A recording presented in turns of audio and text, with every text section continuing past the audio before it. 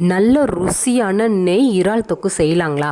அதுக்கு முதல்ல 6-7 வரமிளகாய் நான் எடுத்துக்கிட்டேன். நீங்கள் உங்கள் காரத்துக்கு தகுந்த மாதிரி எடுத்துக்கோங்க. அதில் விதை எடுத்துட்டு ஒரு 5 முந்திரி பருப்பு போட்டு சுடுதண்ணி ஊற்றி ஒரு 20 நிமிஷம் மூடி போட்டு ஊற வச்சுருங்க.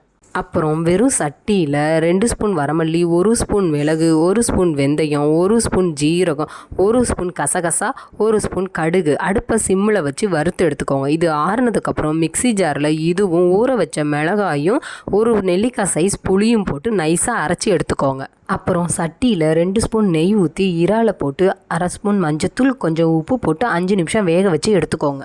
அப்புறம் சட்டியில் 3 ஸ்பூன் நெய் ஊற்றி அரைச்சி வச்ச விழுதை ஊற்றி நல்லா 2 நிமிஷம் கிண்டிக்கோங்க.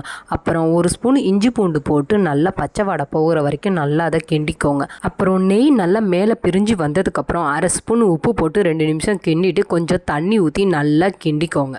தண்ணி வற்றினதுக்கப்புறம் வேக வச்ச இறாலை போட்டு 5 நிமிஷம் கிண்டிட்டு கருவேப்பிலை போட்டு இறக்குனா ருசியான நெய் இறால் தொக்கு ரெடி. நம்ம வீடியோ பிடிச்சிருந்தா லைக் பண்ணுங்கள், ஷேர் பண்ணுங்கள், சப்ஸ்கிரைப் பண்ணுங்கள். தேங்க்யூ.